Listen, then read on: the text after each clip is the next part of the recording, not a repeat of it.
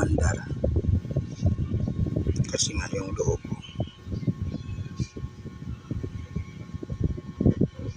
Diba? Buksan natin, pakita ko sa inyo.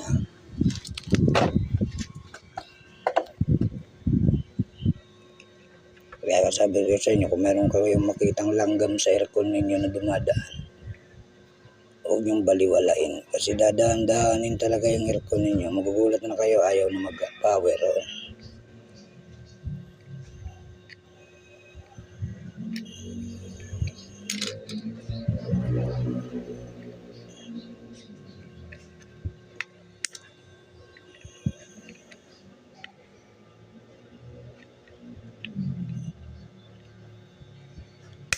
Ulit natin to.